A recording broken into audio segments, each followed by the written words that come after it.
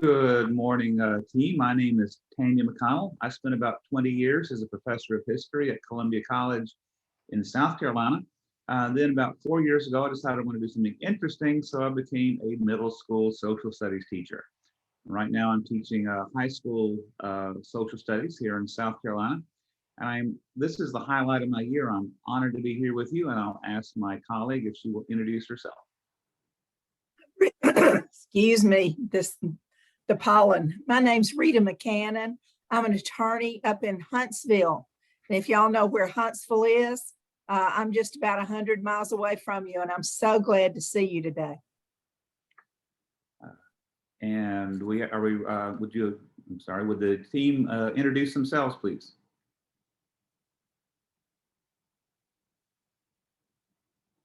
Yeah, tell us who you are. My name is Trinity. I go to Bumpus Middle School. We're doing Unit 2, Question 1, and I'm in 8th grade. Hi, Trinity.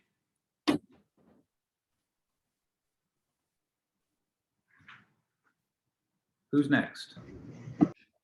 My name is Caden Ray, and I'm also doing Unit 2, Question 1. Good to see you, Caden. And Lauren, will you introduce yourself? My name is Lauren Pate, and I go to Bumpus Middle School. And would you introduce your teacher for us, please? Miss Hall. Tell us what's your teacher's name?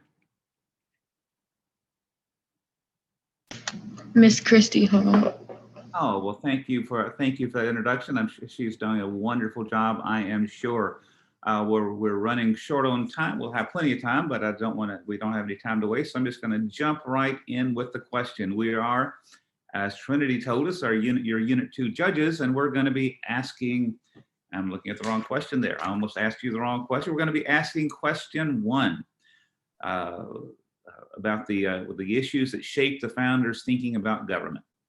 The Confederation itself is defective and requires to be altered.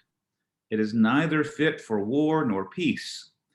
Do you agree or disagree with Alexander Hamilton? What were the strengths and weaknesses of the Articles of Confederation? What problems, if any, did the founders face in writing the Articles of Confederation? What impact, if any, did Shays Rebellion have on the founders' thinking about the government? And what is the significance of the Northwest Ordinance of 1787? If you're ready, please begin.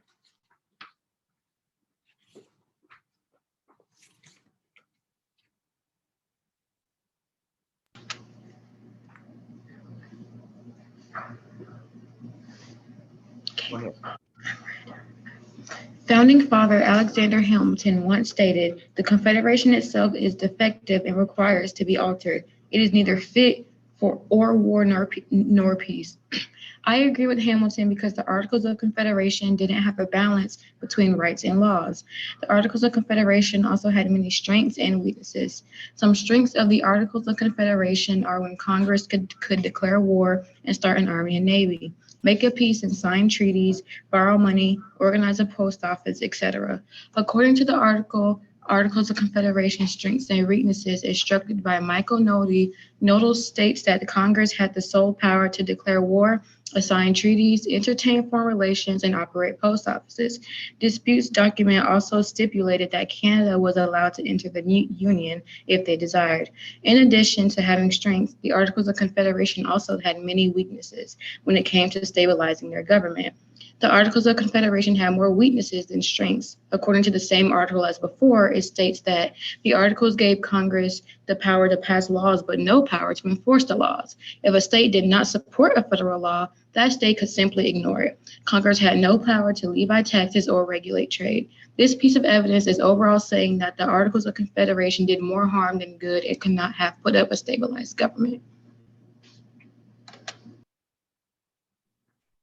The founding fathers also had many problems while writing the Articles of Confederation, which was written in its final form during 1781. One of the many problems was the people who lived in the colonies they did not want a strong national government because they were afraid that the government would have too much power. Also, the founders were afraid that some states would have more power than others. These are two of the main problems of the Articles of Confederation. The weaknesses of the Articles of Confederation also goes along with the problems it had. This is what leads to what revealed the truth about the Articles of Confederation. Shays Rebellion had an impact on the founders thinking about government as well.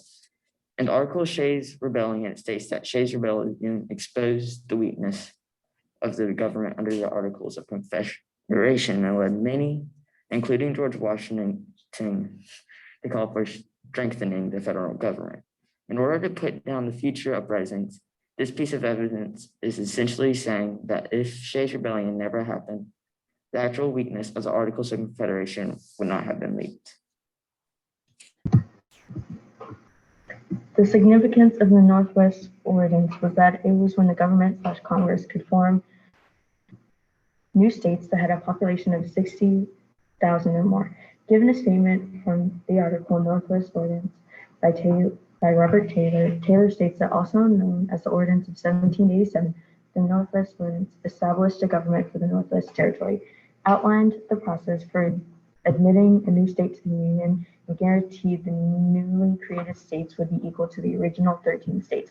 Overall, this is stating that the Northwest Ordinance was a really strong factor in the Articles of Confederation.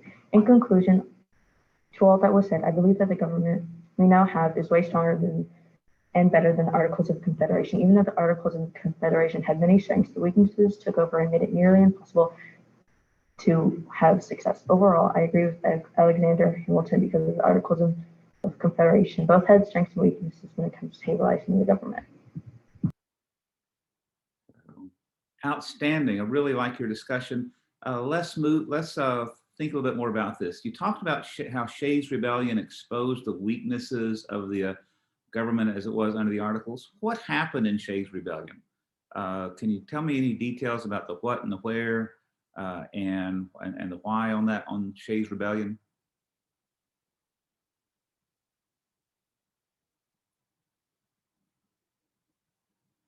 It's okay if you don't know.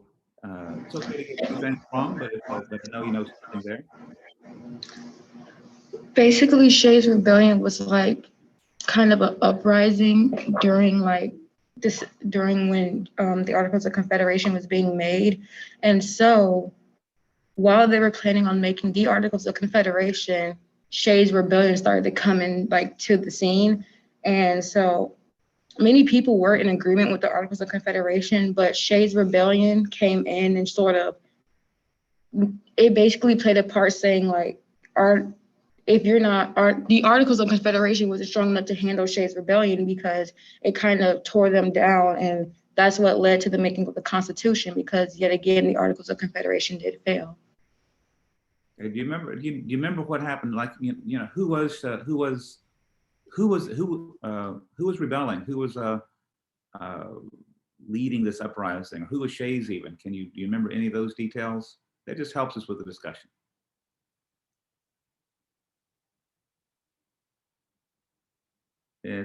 That's all right. So, it was a rebellion. You remember what they were complaining about? Because that's where it's going to be important. What's the one thing that they did not like?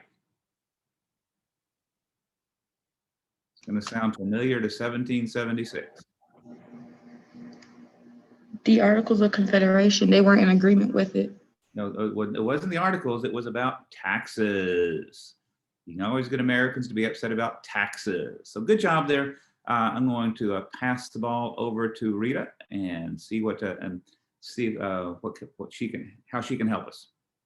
You have described some of this briefly, but I want to ask you if you can tell me what the historical and philosophical reasons that people distrusted a strong national government. What had been going on in their lives before that made them not want to have a strong national government again? Well, they saw that kind of Britain and over there, their government, they saw how Britain would control those people. And ever since that, they just felt a real fear when it came to having a strong national government, because over across they would see how Britain's colonies would be treated and how, because they had a very stable government, but the people's rights weren't being like protected. And, you know, if you have a small government seeing that, you don't want to have anything to do with that. So overall, Britain kind of really put like a fear in them about a strong national government. Anybody else? Okay, that's precisely what they were afraid of. In fact, some of those people, if you'll recall, had come from Britain. They had lived under that government and they wanted their own rights. Why do you think, if you know, the Articles of Confederation failed to provide for an executive or a judicial branch of government?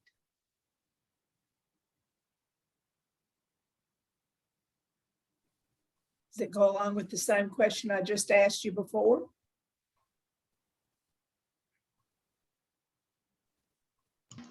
I believe that they didn't have, excuse me, that they didn't have enough of the like information and like kind of establishments they needed to make a government. So they just wanted something to have like power over like the government without even going straight.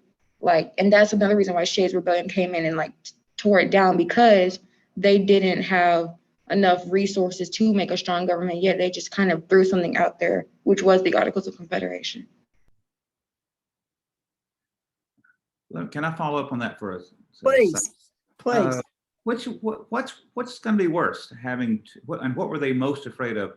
A government that's too strong and might threaten your liberties, or a government that's too weak and might threaten your safety? Because of course, a government that's too weak leaves us open to invasion, leads us open to crime and all sorts of things that we expect governments to help us with. Which do you think is worse? To a government that's too weak, it can't protect us, or a government that's so strong that it can oppress us? I personally believe it would be the government so weak that it cannot protect its people. Because if the government cannot protect its people, that means there's no way that people cannot have any rights, pretty much. And if they do not have rights, there wouldn't be no government, it'd be an anarchy. Great thinking there. Anybody else want to throw in, help us with that a little bit? In like today's society, I believe having a weak government is worse. But if you think back then, they kind of lived with a type of smaller, weaker government. So a stronger government in that case would have been kind of, like I said before, like really scary and put a fear in people. So I feel like back then it was better to have like a weaker government, because that's what they like excelled in. That's what they knew way before the Constitution. That's what they like kind of evolved in. They had a kind of small, weak kind of government before like all the Confederations, Bill of Rights, all that came into the scene. So I feel like in that time, it was better to have a weaker government. Good point. So when Parliament's 3,000 miles away, then yeah, they could, they kind of like that. Rita, what you think? Got any more questions for us? Well, I was thinking of some of the things that I talked to an 8th grade class in Huntsville about yesterday at Law Day, about how many laws affect us every day. And I appreciate so much what you all have been saying about having having Articles of Confederation versus having the Constitution. And what you said just a few minutes ago about being protected by our government. We want to be able to go to the store without being afraid, and we want to be able to drive our cars without being in fear of somebody, running through a stop sign and hitting us, and those kinds of things. Those are great things that make all of our families safe, and we want to have that kind of protection. I'm sorry I talked through the last question. I sort of said it. But I'm very proud of you guys. I don't remember having seen your school in the past, and I think it's wonderful that you learned all this material and you prepared yourself so that you could get on and talk to us this morning. And I thank you so very much, and your teacher for working so hard to prepare you guys. This is not easy stuff. And you know some things that seniors in high school and freshmen in college don't know. So I really, really appreciate the presentation you made to us today. And on that note, outstanding, really good presentation, really good discussion. You brought us the important points. Details are important. So if you know there's a questions about the Articles of Confederation, you did a good job of understanding what they were about. I think you did a good job of understanding the Northwest Ordinance. But a question I was gonna ask you, if we got around to it, was what were the states involved? What states came out of the Northwest Ordinance? Could you have told me that it was Ohio, Indiana, Illinois? That was the Northwest circa 1787. There's a reason Northwestern University is in Chicago after all. Asking about some of the details. Details matter. So if it's in there, if you mention it in your presentation, make sure you can tell us some details about it. So when we see you tomorrow, we're going to be, we'll get a chance to dig it more deeply on a lot of other stuff. But you did a great job. Just a wonderful presentation. Wonderful time to talk with you guys, and I am honored to be here with you. So best of luck in the classes to come.